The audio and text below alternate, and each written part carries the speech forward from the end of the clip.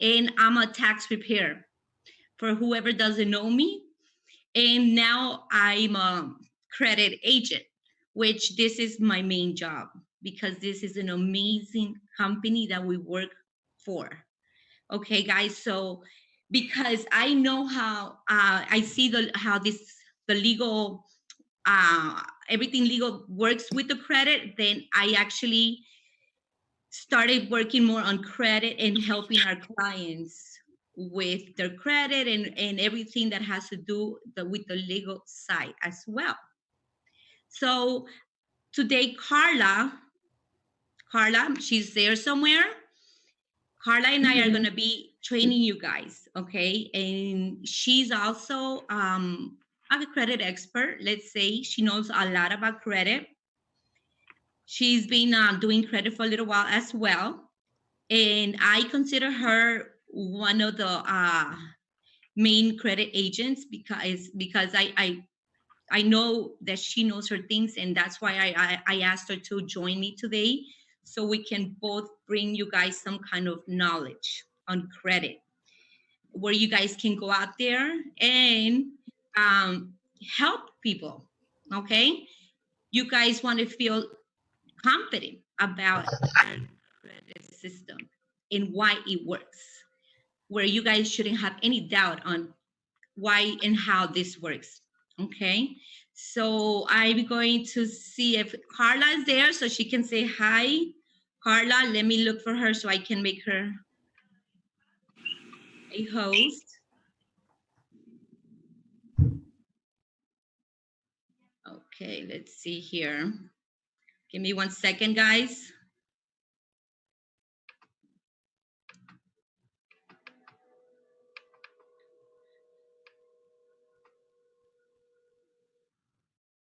See, where's Karla? I'm here, Patty. Can you hear me? I hear you now, Karla. Thank you for being here. You're welcome. When you get the chance, can you make me co-host so I'm able to share my screen as well? What was that? I said, when you get the chance, do you mind making me a co-host so that I can share my screen as well? Yes, of course. I'll show you guys my face. I didn't want to because I feel ugly today, but I'll show you my face. No, you're beautiful always, and I'm sure they want to see you. So, Karla, tell them a little bit about you as well.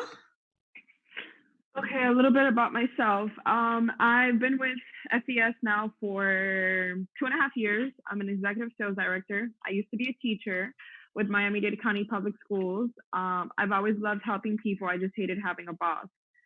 So about 2 years ago, I decided to, just go for it. I personally didn't need the credit repair. I had very good credit. I had an understanding of credit, but I didn't fully understand everything the way I do now. So I personally know, how beneficial it is to have good credit. And that's why I like to help my clients. And that's why, I like to make sure I'm well educated. So I'm giving them my best.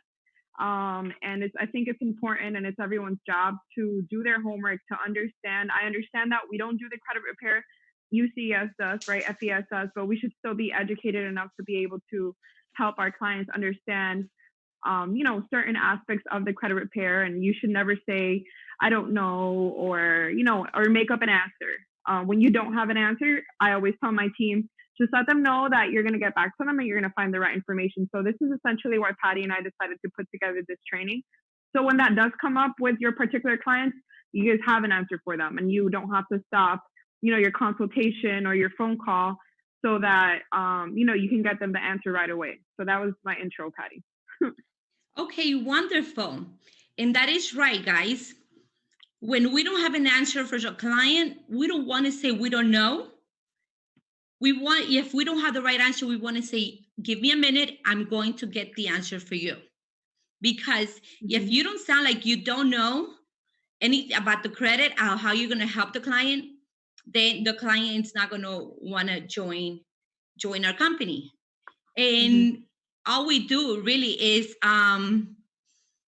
we just bring in the client. We just refer the client to the company. As you guys know, we don't do the work. The company is the one that does the work because they're the experts on the legal side. Those letters have a law, and every set of letters have a different law. This is the reason that we cannot do our own letters. And you might hear a lot of people saying, well, I can do my own work. I can do these letters myself. Yeah, you can. But guess what? It's just going to backfire on the client. Because if it's the right law is not used for the each set of letters, whatever they remove, the credit bureaus will put right back into the client's credit.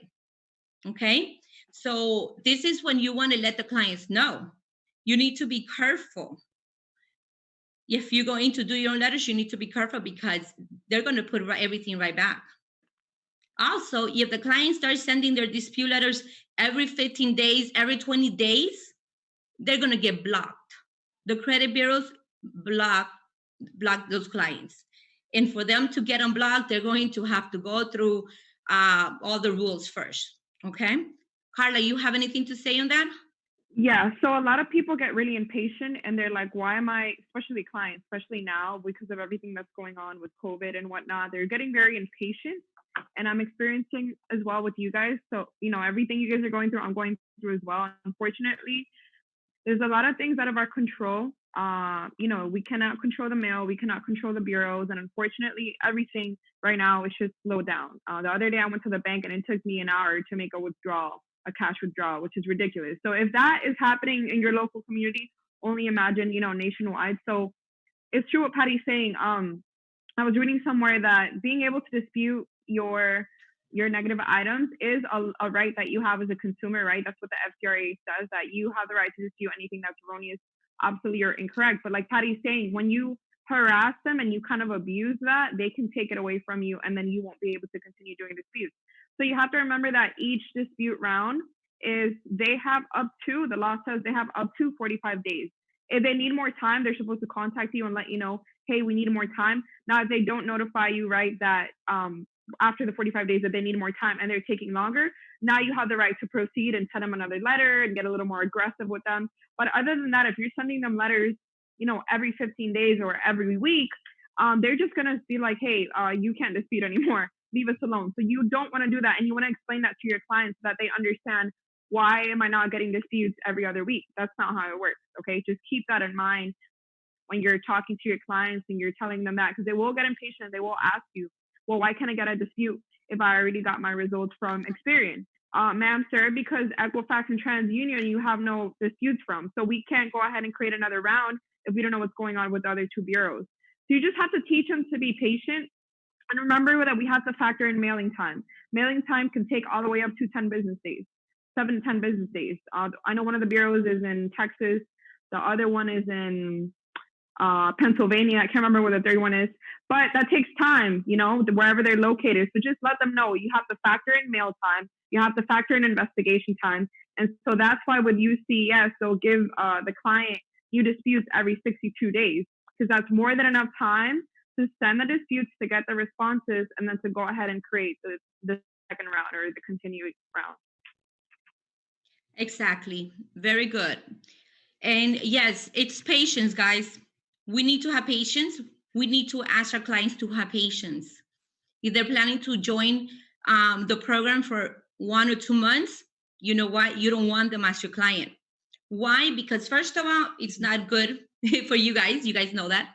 Retractions, first of all. Second of all, that client, if they stop their services in the middle of the process, guess what? They're going to alert the credit bureaus, the collection agencies, that they have stopped the process in the middle. They still haven't cleaned their credit. You know what? They're going to come back with those clients with lawsuits. Okay, I've had a couple of clients, this happened to them. They decided to stop the process because they couldn't pay it, whatever it was. A few months later, they had lawsuits coming in after them like crazy. Okay, so I always tell them, be patient. It's going to take a while. Nothing, you didn't mess up your credit in a month or two. So at least give it from 6 to 8 months. Okay, and it'll get fixed. Okay, so. But if they're planning to be coming just for a month or two, just let them know not to even not even to not even do it, because it's just going to trigger a huge problem with, for them with the collection agencies. Okay, guys. So with that said, we're gonna take we're gonna take questions later at the end. Okay, you guys can ask us questions, and Karla and I will do our best to answer all of them. As for now, oh, apágalo. Do you want to share your screen first, or do you want me to go first? Go ahead, and you can go first. Okay, so Patty and I wanted to walk you guys very quickly through a credit report and basically what to identify.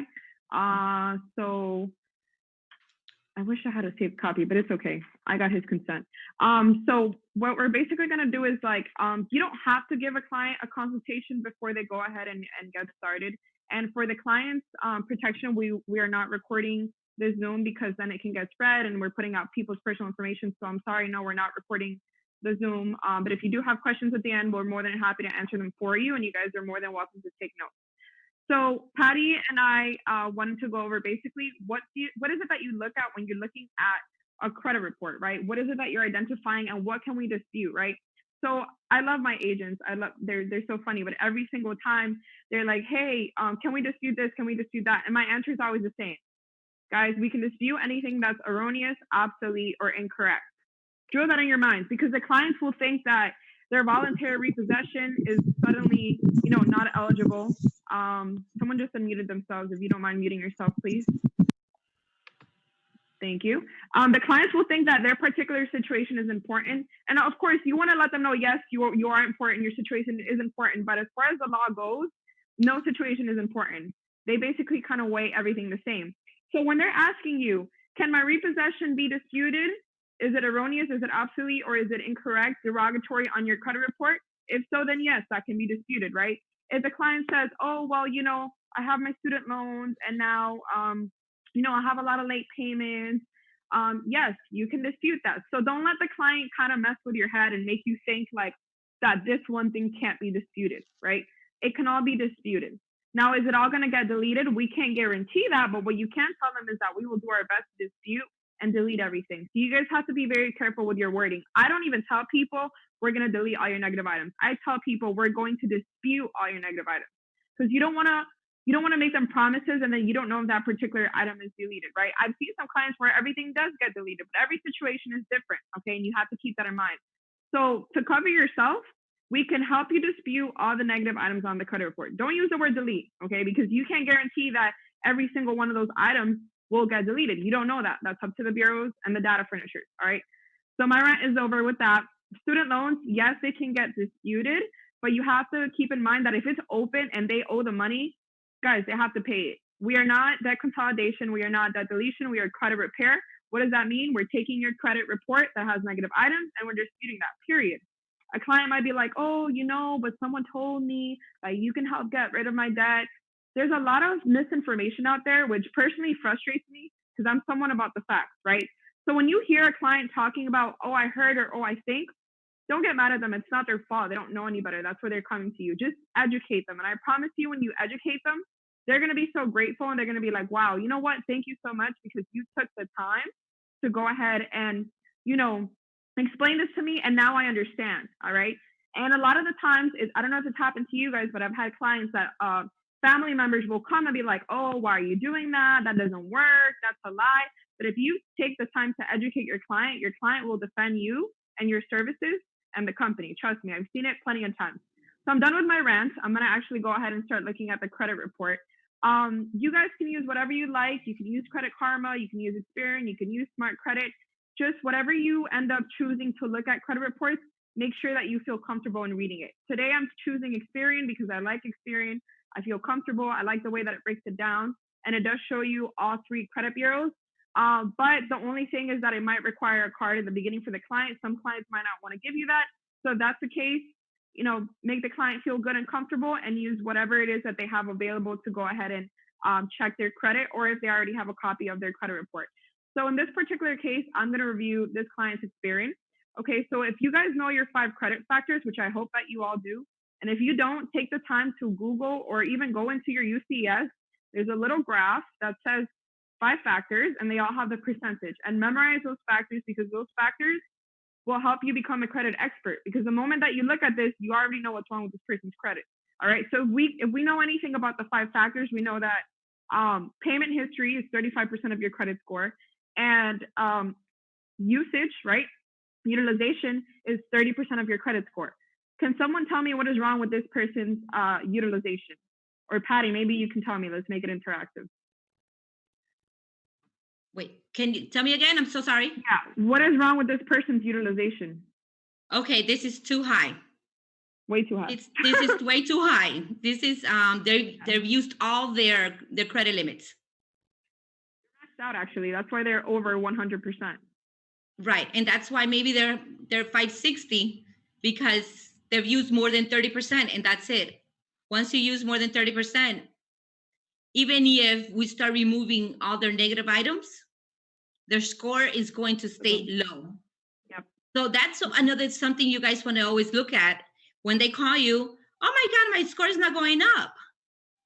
Why isn't it going up? But wait, we are removing your items, but let's see what you're doing with your other credit cards. Mm-hmm. And you go see that they're maxed out. Okay, their score is not going to go that high if their credit cards are maxed out. Yep. So this is something that you guys should know, because like I said, there's going to be times where the client is going to get maybe in their round 1, couple deletions, they're excited.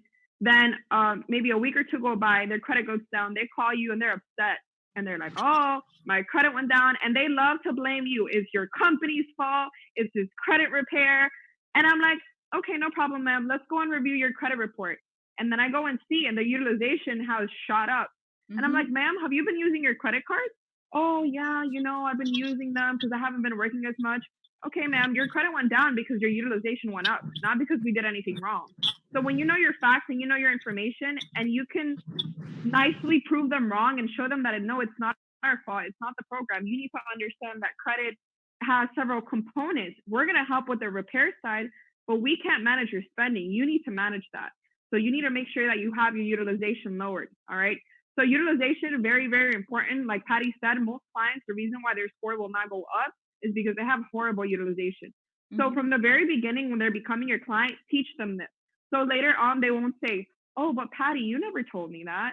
Oh, but Karla, you never told me that. My clients have such a hard time because when they come at me, they don't even know what to say. They're like, yeah, you told me everything. I don't know. So you want to make sure that you're doing that, providing that information in the beginning, not when the problems happen. All right. So I'm actually going to get into negative items and how they're shown. So this person has a lot of late payments.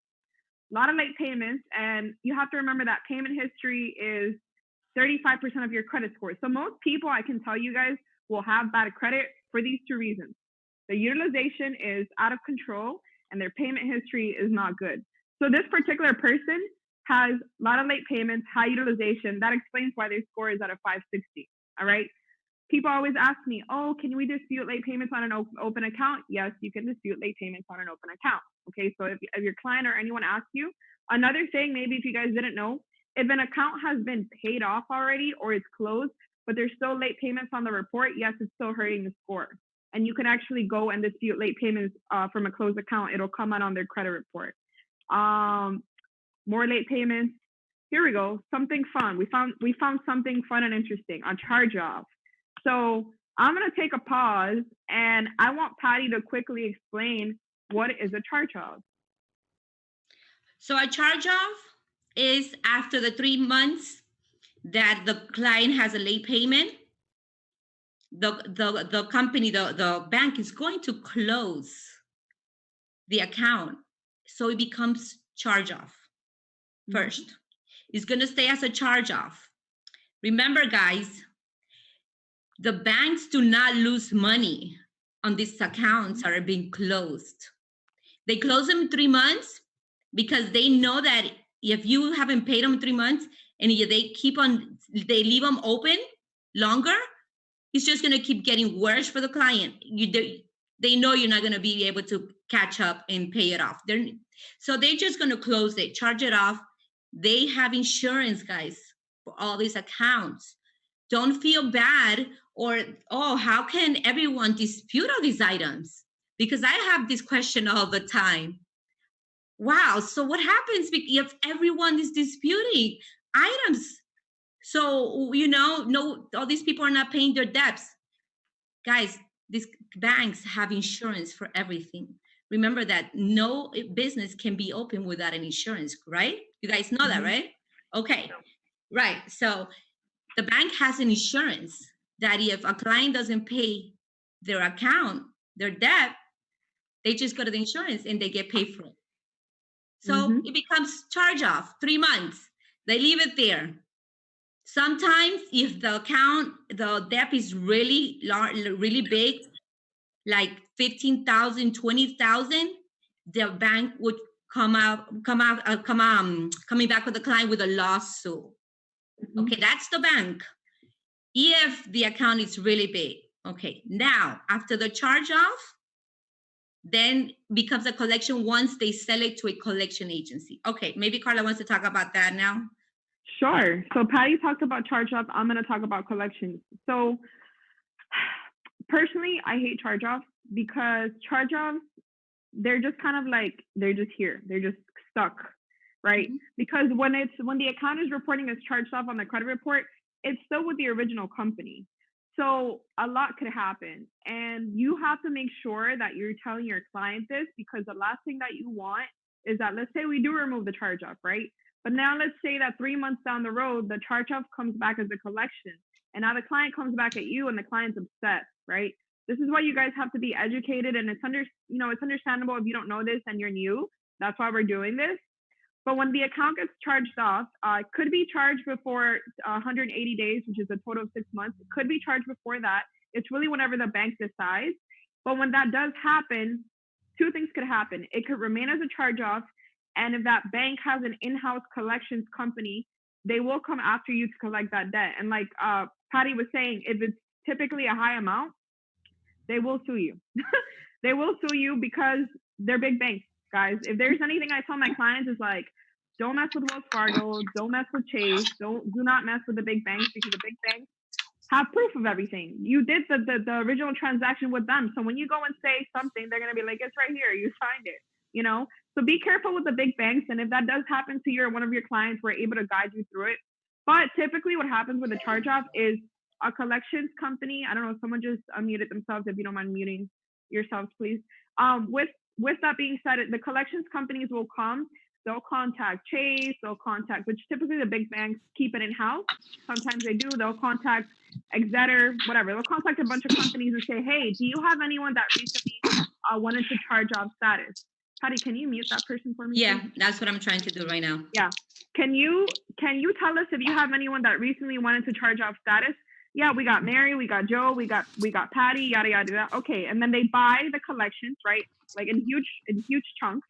They buy them in bulk, and then what will happen after that is basically now the new collections company will come after you, and will try to collect that debt from you. Oh crap! What just happened?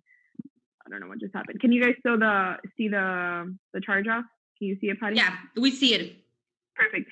So what they'll do then is now the new collections company will come after you to try to collect that debt. I don't know where it went. Oh, here it is.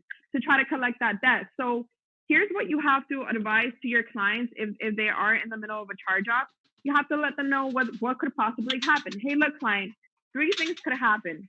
Number 1, this account will stay at a charge-off and no collections company will go ahead and buy it. Okay, that's option number 1. Number 2, that collections company can go ahead and, that bank can sell it to a collections. Now the collections can come after you. The charge-off will still show there, but the ones who's going to be pursuing you for the debt will now be the collections company. They're supposed to get rid of it from there if they take it into collections. Some of them don't know how to report, so they have it as a charge-off and as a collection, okay? My advice to you guys, if your clients are in a weird situation like that, you never ever want to tell them things like pay it off, don't pay it off. That's not our job, okay? It's not our job to tell a client legally for legal purposes. All you can do is educate them and allow them to make their own choices, right? And I like to say, if I were you, I would, but I never say you should do this, okay? So charge-off just means that it was closed because they went past due for 180 days or less. Collections means that a collections company came and bought that closed account at a lesser price to now collect the debt from the client. So that's the difference. You want to add anything on with that, Patty? You want to add anything about that? No, the debt. Yeah, sometimes, we have to advise a client that if they have large debts, 30,000 in debt, 40,000, 50,000, and if, their income is 30,000, they might not be able to pay this off in 1 year. And if they're already late on most of them, either way, they're going to go into collections because they're gonna close them for the client because they're already late. So yes, we cannot tell the client what to do, but we can advise them and already let them know, look, you have to be honest with yourself. Can you pay all these debts? You're already 2 months late. 1 more month, they're gonna close them either way. Just stop. Don't throw your money away. You already know we're a credit repair. We can help you out. Okay. But, of course, that's your decision. So a lot of times we have those cases where the client, those debts are big and they don't earn a lot of money. So you can suggest to the client that once those accounts go into charge-offs, we can go ahead and start helping them out. Yep. And one more thing I wanted to add that just came to my mind, and it happens a lot. You will have some clients who are you're going to see they have like 4 months late, and you already noticing the trends. You're going to be like, hey, so are you going to pay this off, or like, what are you going to do about this, right? And you have clients who will flat out tell you, no, I'm not paying it. I can't afford it. Screw them. There's like a whole backstory to it, right? Okay, cool, no problem. You have to advise that client, hey, look, if you're going to decide that you are not going to pay this account, right? What's going to happen is after a certain time frame, which is typically 6 months, goes by that you don't pay them, the account will get charged off. The reason why you have to notify your client about that is because when they see all these late payments, then 3 months down the road, the account gets charged off and their credit drops even more. Once again, they're going to get pissed off. They're going to blame you for it because the clients love to blame us for everything, right? So you have to let them know, hey, look, when the account is then closed and then reflecting as a charge off, and you would like to dispute it, just notify, UCES, so that way we can add it into the disputes. Because sometimes at the beginning of the dispute process, when we take all the accounts, maybe that account was still open and it was just showing late payments, but the client already told you, I'm not going to pay it. So later on, it's going to reflect as a charge off. And you just have to forewarn them when that does happen. That's actually what happened with my client here. When he got started, it was about January. And I said, hey, are you going to pay this car loan or not? He said, no, they gave me a bad deal. I'm paying them too much money. I don't care. I'm going to let it go to collections. I said, okay, cool. Right. But I warned him, look, when this reports later on as a charge off, your credit's going to take another hit. Right. Lo and behold, it happened. The first thing he did was call me. What happened? They closed his account. I'm like, Muhammad, I told you that the account was going to get charged off because you said you weren't going to pay it. Oh, yeah, that's true. You're right. You did tell me that. He couldn't curse me out anymore. So you guys have to make sure you're letting your clients know these things. Okay. So I'm going to move on with this guy's report. And so that way Patty can show one of hers. I'm sorry. I said his because he's a guy. So look, he has no collections, which is not a bad thing. He has no increase. But he does have charge-offs. He does have late payments. So I actually like this example because a lot of agents will say, hey, Karla, I looked at the report, but there was no collections. Can we still help them? Of course you can help them. Look at all those late payments. Look at that charge-off, right? It doesn't always have to be collections. You guys have to open your mind beyond collections. There are more negative items out there on credit reporting. And yes, we can dispute late payments. Yes, we can dispute charge-offs. Just warn them about what could possibly happen in the future with that, so it doesn't come as a surprise later on, okay? Does anybody have any question in particular about anything that you see on this reporting, anything about the late payments, since I'm already on here? Let's see if someone put something in the chat. Sorry if I froze. Can you guys hear me now? Yeah, I hear you.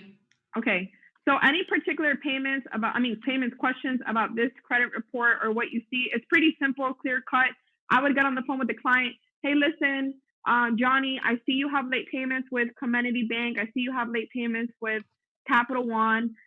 I can help you dispute those late payments, but moving forward, let's make sure that you're actually being on time, because we don't want to have results where we're getting the late payments removed and then you keep getting new late payments. So you have to let your client know, guys. This is like weight loss. I love the example of weight loss. We're not going to work really hard to go hit the gym, to do the cardio, to do the diet, so the client can go at night and, just have a feast at home with whatever they want. That's not the point with this. So you have to educate them. Hey, look, you can't be late anymore. We're going to get these disputed for you, but you cannot be late anymore. All right. That Exeter account, okay, you already let it go. Just understand that a collections company can buy it off and it can re-report, okay? But yes, we can help you dispute these late payments and these charge-offs, right? So don't worry about that. And that's typically what I do when I look at a credit report. I just identify the negative items. I look to see if the account is still open, because if it's still open, it's still in a way helping their credit. So I want them, if possible, if they can keep that to further build with the credit that they already have, advise them, hey, look, this is open. I understand you had late payments. We're going to dispute them, but why don't we try to get on track now and pay it down, because you have a 97% utilization rate. And not only that, let's not continue being late. All right. So that's all that I have for this particular credit report. Patty, do you want to add anything on before you take the mic? Someone's asking, what if a car loan has been charged off and client is trying to keep the auto? What would you advise them to do? I mean, you don't want to pay it. So yeah. Well, I've seen a lot of things happen with that. Sometimes they come and they pick it up. Sometimes I have clients where like, well, I'm just waiting and they haven't come and, picked it up. The reality is that a repossession, whether it's voluntary or it's forced, is still on your credit report as negative. So I mean, it's really cute when my clients are like, oh, but I voluntarily gave it back. I'm like, that's really nice of you, but it's still going to go on your report because part of that loan was unpaid, right? So let me go back to the question. I don't see it here, but anyway, if they want to keep it, but it was charged off, that was the question, right? Yeah, it's already charged off. They want to keep it. It's already closed, the loan. Yeah. I mean, yeah, if it's already closed, not like a legal question. It's right. So it's already closed. It's charged off. They're gonna go and take the car sooner or later. Exactly. Now, if they want to keep the car, most likely the bank is gonna ask them to give like a large amount of money or collateral. Yes, to keep the car. Mm-hmm. Which in that case, I would say just take the car, fix your credit, get another car with a lower interest rate, right? Yeah. Because his credit is already messed up. Yeah. Someone said, technically, if you're not paying for it, you're technically stealing. Trust me, the banks don't let anything slide. Like, they will come get their property because that is theirs, okay? And they can sell it off. They can do a lot with that. Like, at the end of the day, like Patty said, if it's already on the report and it's hurting you, the correct thing to do, right? The right ethical thing to do would be to return the vehicle. Now, I'm not going to get into ethics because that's not my place. But if I were you, this is how I talk to my clients. If I were you, I would give the vehicle back. If I were you. Once it's charged off, no, it cannot be reversed. When the account is charged off, what they'll try to do is they'll try to settle with you, but it's already been charged off. They'll be like, okay, you want to come back and pay it? No problem. Let's pay this off. But no, they will not fix it. They will not reopen it. The account has been charged off. Patty, someone asked, not sure whether charge-off will come back if the bureau deleted it. Do all credit card companies and banks try to put back the late payments, the charge-offs after the items have been disputed? You want to answer that, Patty? You froze there for a minute. Repeat that. Sorry. The question is, once an account, whether it's a charge-off, a late payment, or whatever, has been deleted, right? Basically, from my understanding, can it be put back on the credit report? That's how I'm understanding the question. Okay, so it shouldn't come back to your credit report if it was used. They used the right law. which means that if they use our company did the dispute letters, because our company does use the law all the time, all the right laws. Mhm. But it could come back if they're trying to sell it to a different collection agency. Some of these collection agencies, they're trying to be smart. They're trying to be slick. So if they see that they're going to lose that account or something and the client is not going to pay them, they're going to try to sell it off to another collection agency. That then it's going to go back to the credit. But when the credit bureaus realize that they had already removed that same account, then they're going to go ahead and remove it again. And it's not going to take too long the second time. Okay, because remember, the collection agencies, they're just, they're just trying to get money.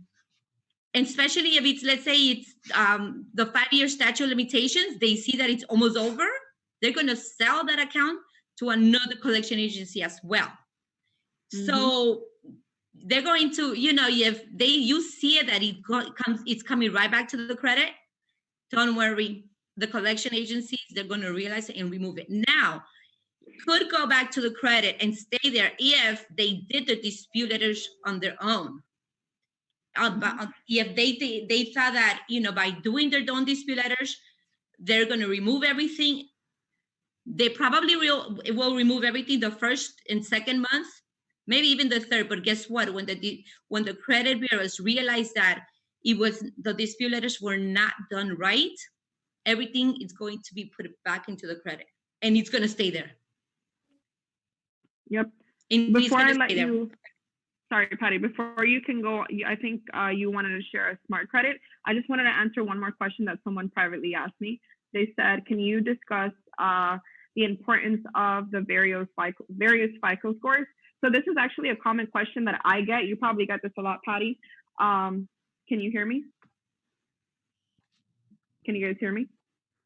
You cut off a little bit. Go ahead. Tell me again. Okay. So there basically, yes, guys, go ahead. There is FICO, there is Vantage. There is a lot of different brands of scores. It's like saying Nike and Reebok or Nike and Adidas. They're just brands of scores that calculate their scores a little differently. One is not worse or better than the other. They're just different brands. So credit scores have brands. Why were brands created? Because like everything else in the world, you brand something, you sell it, and you make money off of it, right?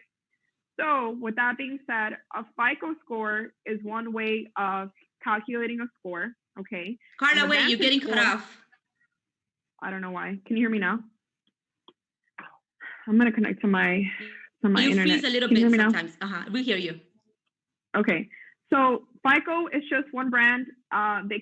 Most lenders and creditors will use FICO, okay? And no, then you froze it. Okay.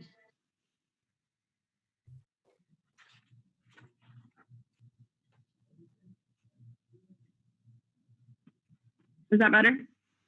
Yes, we hear you. Okay. So I'm trying to connect to my hotspot so you guys can hear me better. Is that better? Yes. Everybody can hear you. Okay, perfect.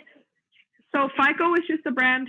Vantage is just a brand. If you see on Experian, and you're most likely going to see FICO, most lenders and creditors do prefer FICO. Within FICO, there's different scoring methods. There's one for cars. There's one for mortgages. There's one for everything. There's one for credit cards. Yeah, don't get too obsessed with FICO, Vantage, this, that. Just teach your client the difference. Someone mute your... Yeah, I hear them. So don't get too obsessed with that. Just explain the difference to them. Let them know, hey, if you're checking on Credit Karma, that's Vantage. You're checking on Experience, that's FICO. They're both correct. They're just different ways of, scoring methods. And most lenders, from my experience, my personal experience with the lenders that I speak to, they do use a FICO scoring method. Okay, so personally, that's why I prefer FICO, but they're both correct. They're just different brands. They're just different brands like Nike, Reebok, Adidas, etc. So I'm done with that. Patty, take it over. Thank you so much, Karla. But of course, you're going to help me here as well with Smart Credit. Yes. So Smart Credit, it's a little different and it's a little easier. Usually clients like to know, oh my God, if I fix my credit, how much would I have when I'm done with you guys? So Smart Credit tells us, okay, this client has right now 623. You guys see my screen? Yes. Actually, no, we can't see it. You cannot see my screen? No, ma'am. You got to share it.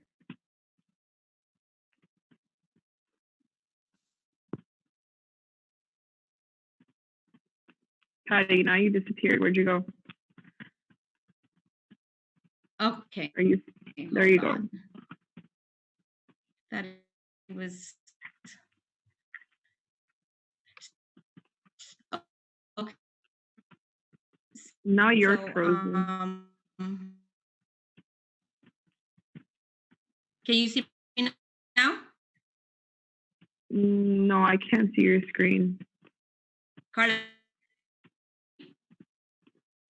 Can't see your screen.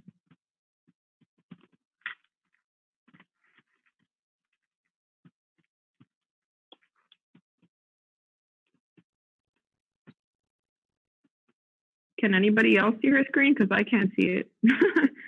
Is it just me? Patty, I don't hear you, I don't see you, and I don't see your screen. Oh, I think Patty mistakenly, maybe, okay. So while she's getting that together, does anybody have any questions for me that you want to go ahead and type it in? Let's make them the best of our time. I'll hold it down for her while she's gone. Oh, there she is. Never mind. Thank you. Yeah, I'm back. Something happened with my internet. Give me a second, Karla. Go ahead and Okay. Okay. So anybody have any questions? Jamie Brady raised their hand. Yes, Jamie Brady, talk to me. Hi, Karla. So I have a question.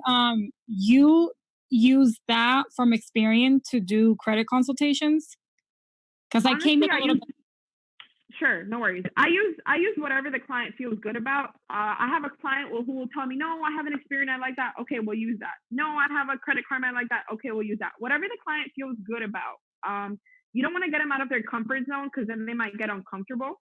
You know, but it's whatever the client feels good about, whatever the client has accessible to them, if that makes any sense.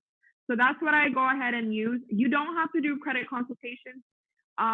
Thank you, Nandy. You don't have to do credit consultations. There's certain clients that I have that really want me to deep dive and look at their credit, and that's why I do that. But you don't have to do that with everyone. You could just stick to the questions that we ask everyone. Hey, what are the negative items affecting your score? What's your credit score right now? Now, if you have a client that literally has no idea about what's hurting their score and what needs to be done, then yeah, you might want to assist them and, hey, so do you have a copy of your credit report? Would you like to review it together? I don't know if that answers your question. Yeah. So you usually just ask them for their login information so you can like go in there and see everything? We review it together. Yeah, we review it together either on the phone or we share screen on Zoom. Whatever, or they can send me screenshots. Whatever they want. Whatever the client wants, just give it to them and make them feel good about it. Make them feel comfortable. Okay, thank you. You're welcome. So Joshua Silva also raised your hand. Yes, Joshua. You just answered my question. Thank you very much. Oh, awesome. Look at that. I'm glad I did. Anybody else? While Patty is getting her her internet together. Someone said, I have a potential client ask today, can we get rid of the record of them going over the limit if they get below 30% now? What do you mean? Like, can we help them get rid of their utilization? I'm assuming that was your question. I wish that we had the power to help people bring down their debt. If that was the case, I would have been out of debt a long time ago. The reality is they're just gonna have to put out money and pay it down.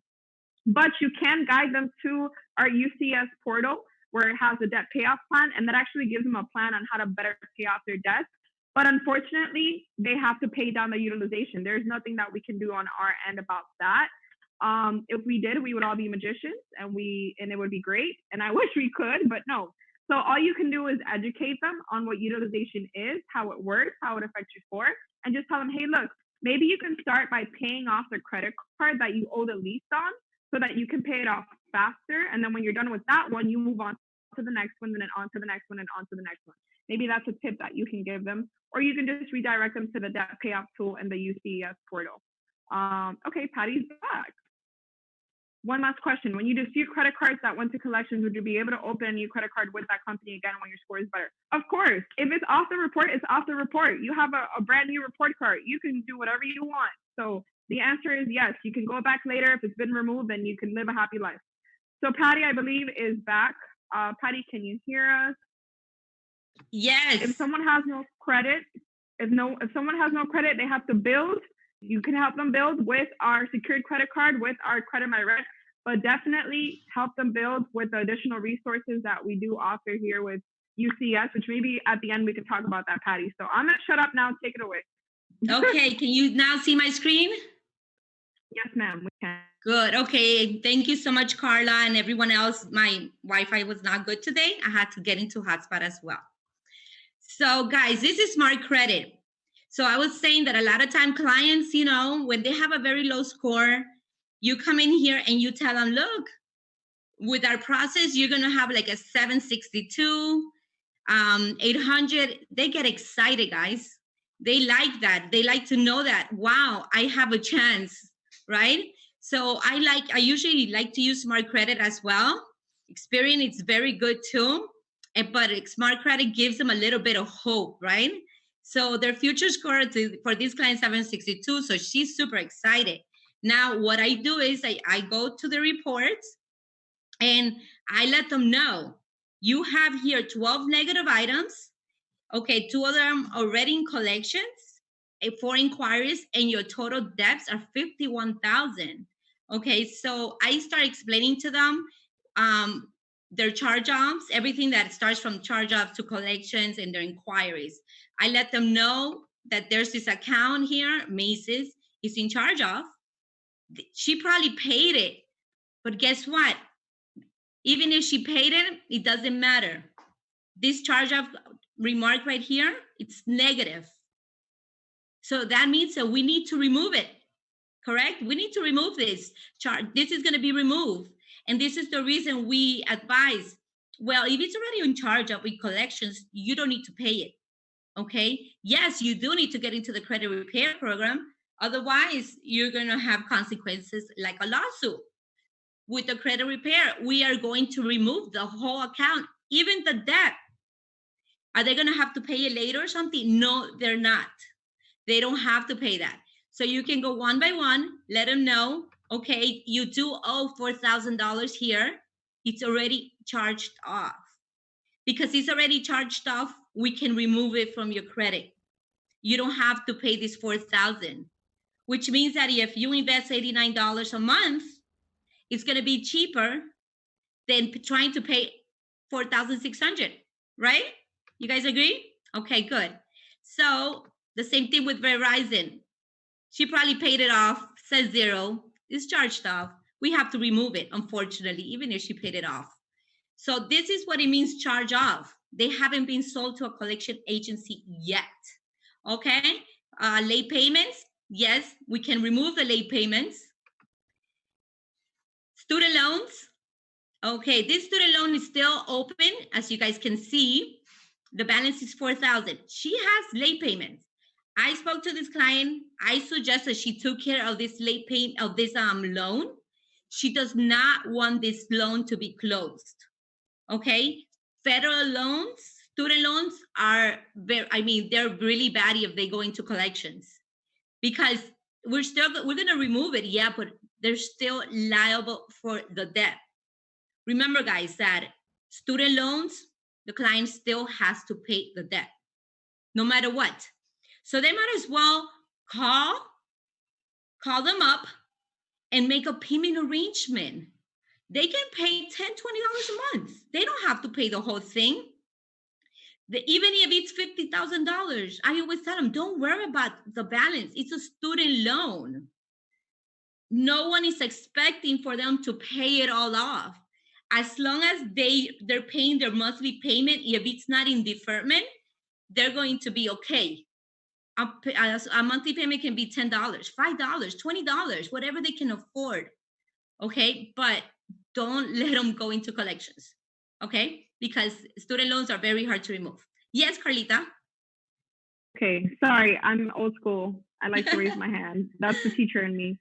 So basically what I wanted to add on to what she was saying with student loans, you guys have to be very, very, very, very careful in what you are saying, okay? I know sometimes clients love to portray what we say and be like, oh, so you can delete my student loan. No, honey, I wish I could. And if I did, I would be a magician once again, okay? You just have to let them know. We can dispute, like Patty said, the bad payment history or the derogatory associated with it, but we cannot delete the debt. With that being said, you will get some clients whose student loans are charged off, okay? Like Patty was saying, that's really, really bad because now your loans are, I don't know if you guys know this, you can look it up. The Department of Education has their own collection system, okay? But it's still Department of Education. So just because it was charged off doesn't mean that you're going to get away with it. At that point, the client's actually going to have to go rehabilitate the loan, get it back to current, and make a payment plan. And like I said, you don't have to tell your clients what to do, but you just want to advise them because a lot of people actually are getting their taxes withheld because they're not handling that situation with their student loans. So the last thing that you want is your client to come at you and tell you, you never told me. Mind you, it's not even our job because we don't even do student loans or any of that. But if you could at least educate them, let them know, hey, look, I'm going to take care of the negative, pay off that debt. The last thing you want to do is the IRS withholding your taxes or giving you issues because of your student loan debt. And maybe Patty can add something onto that. Yeah, the student loans, actually, I had a client who his student loans were already in collections with Jefferson Capital, and they garnished his taxes. And they were garnishing now his wages, okay? So luckily, we were able to stop the whole garnishment for him, okay? We were able to help him out. He is getting back all the money. Why? Because it seems like the student loan was sold to a collection agency, which is Jefferson Capital, and they were just taking money from him left and right. But because he didn't know what to do, he was just letting them do whatever they want. They didn't care. They were just taking taxes, wages, everything, okay? Mm-hmm. But we got him to in front of a judge, and luckily he was able to get all his money back. And he doesn't have to pay any more of that student loan. But trust me, it can get ugly if they don't take care of it in the beginning, okay? Mm-hmm. So we always advise the client, look, you have a late payment, take care of it. Here's the phone number, call them. I know sometimes it takes hours. It doesn't matter because otherwise it's just gonna get worse if you let them go and you ignore the student loans. Ignore mm-hmm. collections, but don't ignore the student loans, okay? So we're going to go with the next one. You guys see, this is a car payment. It's open, it's good, no late payments, very good. Then we have another student loan. They're late. You see this one? I told the client, take care of it already because they're going to be closing them soon. They're late. They've been 90 days, 7 times late, 90 days already. So soon they're going to close them. Another student loan. So I'm sure you guys see this a lot. As long as they call and just make a small monthly payment, nothing's going to happen. But if not, her credit right now, we're fixing it. We're removing the negative. But if she doesn't take care of those student loans and they close them, her credit score is going to go back to like 500 again. Mm-hmm. And, she's never going to stop. So here's a Credit My Rent, guys. You guys might probably, some of you guys don't know what Credit My Rent is. So this is her rent. She pays $4,000 a month. So they went ahead and reported it for 2 years, I believe. So that's what helped her get to 600 because she had like a low 500. So they help. Credit My Rent does help, but it'll help more if all those collections were removed from her credit. Right, Karla? Yes. Okay. So there's this one's closed, so I don't want to go over all of them. Those late payments will be removed. So now this is a collection account, guys. This is a collection, and it says Credit Collection Services. That's called the collection agency. And it's a medical account, okay, that was placed in collection. She paid it off. She did go pay it, but guess what? They're not going to remove it. It's still here. So even if she paid it, we still got to remove the whole collection because it's hurting her. Okay, guys? Sometimes, I tell them when I see the amount here is still a high balance, I let them know, don't pay it. Just get into the program. We're going to remove it. They're already in collections. the collection agencies have this account. Another one, this is some credit, she also paid it off. So, and these are inquiries. You guys know that we can also remove inquiries. The client just has to let our corporate office know which inquiries they want to get deleted, okay, from the credit. So collection agencies, collection agencies can come after people, guys, even with lawsuits if they don't pay them. Now, how sure are we that we can remove all these accounts from people's credit? I'm going to tell you, I am very sure, I am 100% sure that we can remove them. And I'll tell you why. I know I share this on my Saturday's training with corporate, but I'm going to share with you guys as well. And I just love this. I have a couple of these ones, but this is my favorite one, okay? So this account, it was like almost $5,000 with Unifund. That's a collection agency. So this collection agency was suing the client, and they were just harassing her for the $5,000. So we filed a motion for a request for production, which we were asking the collection agency, not the bank. We were asking Unifund, okay, show us proof that this collection account is yours. Show us proof that the client owes you this money. So this is where it comes out to. They had to file a motion back to the court. They cannot lie to the court saying, okay, that none in plaintiff's possession or control. You guys see here, it says none in plaintiff's possession control, which means that they don't have anything from the client on their control, in their possession. They have no signature. They have no proof of account. So down here it says none in plaintiff's possession control as Unifund LLC is not the creditor owner of the debt at issue in this case. So do you guys get it? This collection agency is not the owner of any of these collection accounts. So the case was dismissed. They're not going to bother the client anymore. And this is going to be deleted from the client's credit. Okay, so that's what I want you guys to know, and be sure when you guys go speak to a client, are you sure they're going to remove this account from my credit? Okay, we can guarantee that it will be removal. Of course, you have to follow the process correctly, but we cannot guarantee the time. It could be a month, it could be 3 months, it could be 6 months, it could be 9 months. We do not guarantee the time, guys. The credit bureaus are the ones that are going to decide, okay? They have their own system. And so there's little things Karla and I are going to be teaching you in all our trainings. We're going to try to do trainings every week, teaching you guys little tricks here and there to help out the client, so their process can be expedited. Okay, but can we really remove all these collection accounts? Yes, we can. Collections agencies, they don't have any legal rights on the client's account, that, as you guys can see here. All they have, it's the last bank statement that they send the client. That's all they have, the collection agencies. Okay, they bought the account for pennies on the dollar with the last statement. That's all they have on the client. They don't have anything else. Now the client, when the collection agency buys the account, it's their job to go and get all the information however they can from the client. Okay, the bank is not going to sell private information to the collection agencies. Karla, you want to say something else? Yeah, with collections, clients love to incriminate themselves because unfortunately they don't know better about the situation. And a lot of them are very fearful because they think that these companies have a lot of power, that they're going to come and they're going to take, their car and all their personal possessions. One of my clients was contacted by one of these companies, and they were so aggressive in their collection that they told her that they were going to go into her 401k and take her money.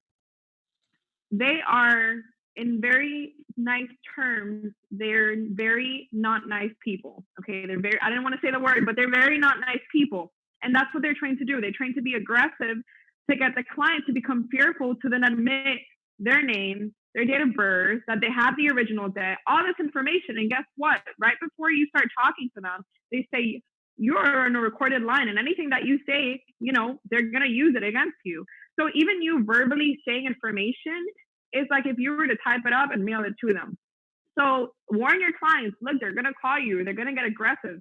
When they see that you're disputing, they get even more aggressive because they know what you're trying to do. And they know that if that information that you're disputing, they're unable to verify, they lose, okay? So they're going to go ahead and be as aggressive as they can to get you to admit any type of information so they can have you verbally verify that is your debt.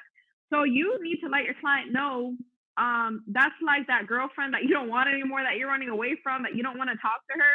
That's the collections company, and that's how you got to treat them, okay? You just have to oh, she's not here. Oh, you have the wrong number. And some of them even go to the extreme that they will contact your family, which, by the way, is illegal, guys. That's illegal. They're not supposed to do that. They're not supposed to contact somebody else about your debt.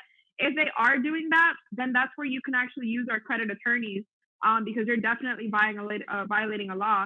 So just keep those things in mind so you can let your client know, not to even say, hi, are you Maria such and such? Who's that? I don't know who that is. My name's John, okay? Don't even tell them your name because they can now say, oh, this is her number. Oh, this is her name. Now they know who to call, and they're going to harass you to the very end. So that's all I have to say about that. Exactly. So guys, questions. We're going to open up to questions now. It's almost it's 4:06 already. Who has a question for us? Someone said, how do we go about utilizing rental credit, the Credit My Rent? Okay, so the Credit My Rent, all they need to do is go to the agent's back office. The agents have a link. Okay, we all have a link, guys. So you just have to send the link to the client. They can sign up, and it's very, very small, the application. Once they sign up, then the Credit My Rent department is going to call their landlord to make sure that that's what they pay on time, and they're going to be asked a few personal questions to make sure that they're the owners of the account of the house. And once they verify everything, 3 weeks later, they go ahead and they put it in the client's credit. Okay, the rent goes into the client's credit. Mm-hmm. Does that explain it? But anyways, you guys can always go to your upline so they can explain to you how to go about that. It works well. Yep. Credit My Rent, it's very good. If they don't have any collections on their credit or anything negative, they can get like 50 to 100%, 100 points in 30 days from just Credit My Rent. Yes. Okay? Keywords if they don't have negative items. Exactly. No, I was gonna add on also the secured credit card is really great. Majority of your clients, when you tell them that they have to build credit, the first thing they're gonna do is go talk to their bank. And I tell my clients, the bank is not your friend, okay? The bank does not like you, the bank does not favor you. And if you have bad credit, you're like the ugly duckling. They won't even look your way. They're like that. I don't know why. So I've had pretty good experiences. Maybe you can share too, Patty, with our secured credit card. None of my clients have ever complained. In the beginning, it might take a little bit long for them to get the card to you. Remember, COVID has delayed everything, but once they have the card and it's reporting on their credit, they all have great, effects from it. Their score does go up. Yeah, results. Thank you. And it's like, you have to remind them, it's like a regular credit card. You have to pay it on time. You cannot max it out. It cannot have high utilization. So just because you're funding it doesn't mean that you get to do whatever you want with it and you get away. It's still a credit card that's reporting to the bureaus to help you build your score. So something that you can tell them is, hey, if you have to build credit, get the secured credit card, okay? It's a 9.99% interest rate, better than any bank out there, and I could bet money on it, right? Minimum deposit of $200. It will report to your bureaus, and you can recommend them to put their UCES monthly payment on there and use it only for that. So they're making sure they're paying it every single month. They're keeping the utilization low, and it's reporting to their 3 bureaus. And that is under, if you go to your myfes.net, your personal page, your myfes.net, and you search for products, and you click on products, it's going to give you all the additional products that we offer. That's where you would get your link from to share with your client. Okay. Yes. So yes, the secure credit card with our company works very well. Just remember to always tell your clients, keep it under 30%, no matter what. Keep it under 30, otherwise it's not going to help your credit. It's going to, give them a low score still. Okay, it's not going to help. But any questions? Any more questions out there before we get cut off here?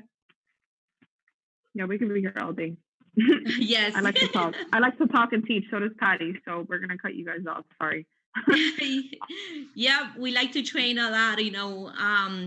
Luckily, we have a lot of knowledge on this, so we don't mind staying here with you guys. But of course, we're gonna have to come to an end soon. Hello, Okay. I have a question. Going Yes. back to the credit my rent. Now, as far as like the landlord not pick up the phone and stuff like that, so how we go about helping the client in that regard? We just wait until the landlord picks the phone up to get it started, or how can we do that? Okay, so the landlord gets a phone call or in an email. So if they're not picking up their phone, they're getting an email from the company as well. But you could always let the landlord know, listen, they're going to be calling you from Credit My Rent regarding my rent, okay? Is it okay with you? They're going to also email you. So you want to let them know. So they know, when they call, they're not surprised. Like, who is this? How did you get my number? Or are you sure they are authorizing this for us to tell you guys, about their rent? You know what I mean? So you want to first let them know that they're going to be calling to be on standby, or they're going to get an email from the company. Okay, thank you.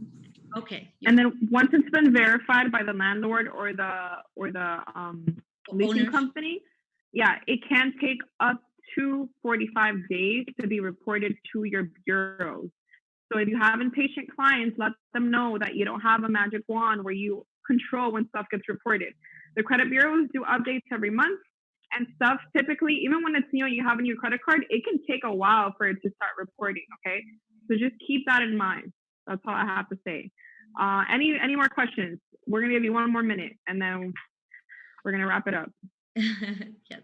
So do we have to get the email address from the landlord before we sign up the credit, the client for Credit My Rent? That or the phone number. Oh, okay. Yes, Yeah. get the email and the phone number from the landlord. Okay, you want to let them know someone's going to be calling them regarding their rent. So someone asked about bankruptcies. That is going to take us a whole other Zoom. So Patty, maybe on the next Zoom, we can talk about bankruptcies. I don't want to dismiss you, because bankruptcies is like a whole nother chapter. And we would be here for another hour. Right. Every Thursday, we're going to choose a topic to speak about. Okay, guys? So since, I have a little experience here on bankruptcies, on the legal system, we're going to have every Thursday something different to discuss with you guys, to train you guys on. Yeah. So I guess, Patty, we can wrap up. I guess they're bored of us. Okay. So we can go. Any more questions, guys? No one else? Okay. So everybody learned a little bit from us today? Put in the chat. Yeah, one for. Thank you. Thank you. Thanks for the call. You're welcome. Nandy said wait. Okay, Nandy, shoot your question at us. You're welcome. You're welcome to everyone saying thank you. You're welcome. You're welcome. And just so you guys know, guys, we didn't actually learn all this within our first month here. It took us time and experience with our clients, with reading. When I don't know something, I never say I don't know. I say, give me one moment and I do my research, or I find someone who's more experienced. So if you can take on that attitude of, instead of saying I don't know, you go on a journey to discover it, I promise you will become so much wiser in such a shorter amount of time about this topic. I was not born with this credit education. I wish I was, but I wasn't. I made mistakes too when I was younger. And everything I've learned has been through experience and through my own wanting to learn more to give the best to my clients. So I just want to leave you guys with that. Exactly. Yes. The same with me. Everything that is in the client's portal, I have read it.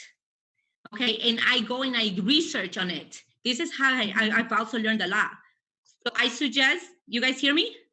Carla, you hear me? Now we do. Yeah. Now I we do. suggest that, when you have a question, ask someone or research on it, okay? To never say you don't know or you're not sure or think that it's not possible, because you never know.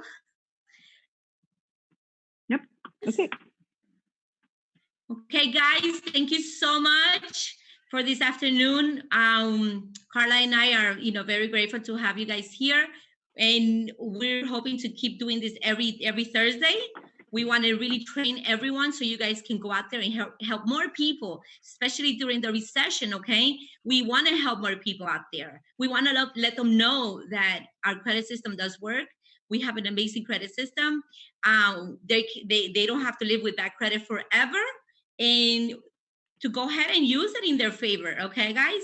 The Fair Credit Act law was built for us. They put it together for us, the consumers. No one's losing money here, okay, guys? So let's go out there and help more clients. Thank you so much. And we want to say anything else, Carla? Nope. Have a great day. Go help some people. That's it. That's it. Thank you, guys. Have a good bye-bye. day. Bye. Bye, Carlita. Love you. Love you too. Bye.